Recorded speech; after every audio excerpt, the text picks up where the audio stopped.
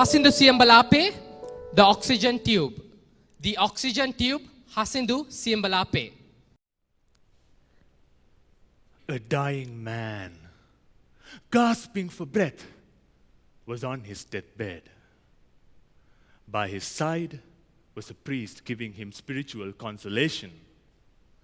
The man desperately gestured to the priest for a piece of paper. With great effort, he wrote a few words, gave it to the priest, and passed away.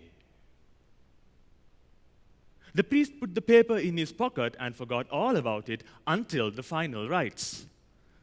There, he suddenly recalled that paper the man gave him before he died. Taking it out, he announced that he was about to read the great words of wisdom from the dying man.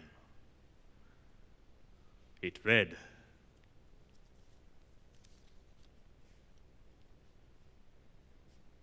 "You are standing on my oxygen tube, you fool." That was a story I read on Facebook. Contest chair, ladies and gentlemen, do you have an oxygen tube?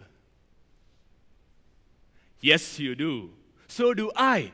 But sometimes the people we work with, the people we associate with, stand on our oxygen tube knowingly or unknowingly. When I was 17, I realized there were two people standing on my oxygen tube. Not a hard guess. My mother and father.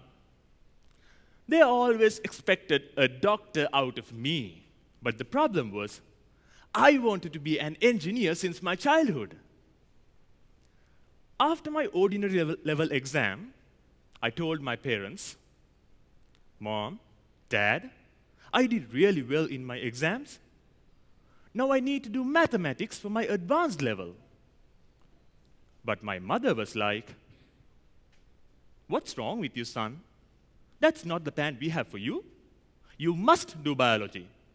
Even the astrologer said that you would become a very good doctor." They seriously thought they were doing something good for me. But they were just standing on my oxygen tube because mathematics was my oxygen. That's what I needed to learn. Only that could make me survive in this competitive education system. I had guts to tell my parents, "Dear Mom, dear Dad, please move over. You're standing on my oxygen tube. I need to breathe." After 5 years, here I am today, standing in front of you as an engineering undergraduate because I didn't die. I told them to move over, and that saved my life figuratively. Ladies, there could be mothers among you. Gentlemen, there could be fathers among you.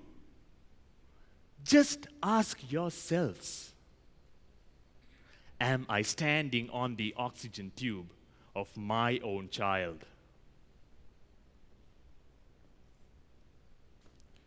If your answer is a yes, then please move over. Your child needs to breathe. Today, being an engineering undergraduate, I have accomplished my childhood dream. I will graduate from the university 2 years from now, hopefully. And I will be working in the industry.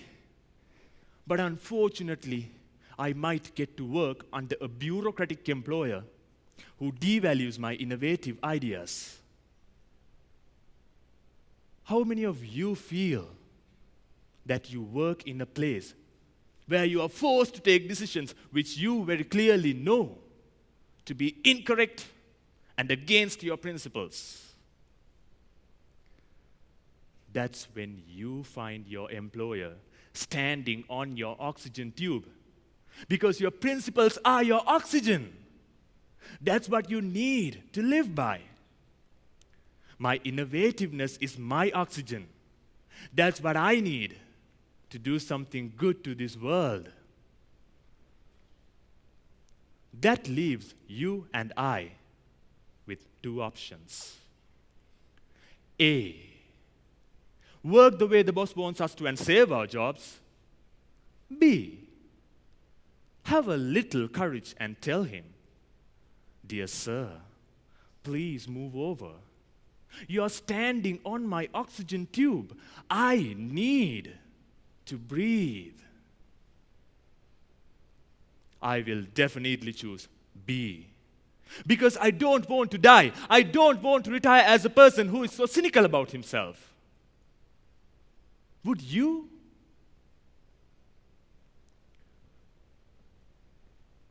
Not only individuals, but also a nation has an oxygen tube. During colonial era, 3 imperialistic nations were standing on our oxygen tube for more than 400 years. Great leaders from Moratuwa Kappetipola to Ponnambala Marunachalam to T.B. Jaya told the world to move over and saved our oxygen tube. Our beloved nation, Sri Lanka.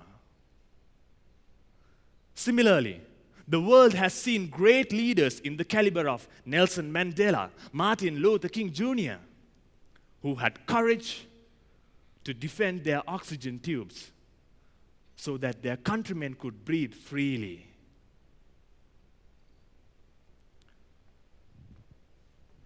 What you need so badly is your oxygen. Your oxygen is what makes you who you are. Go for it. Fight for it. Live for it. Sometimes as individuals.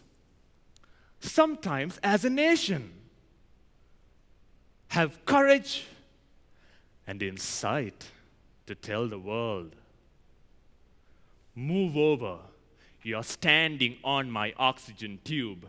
I need."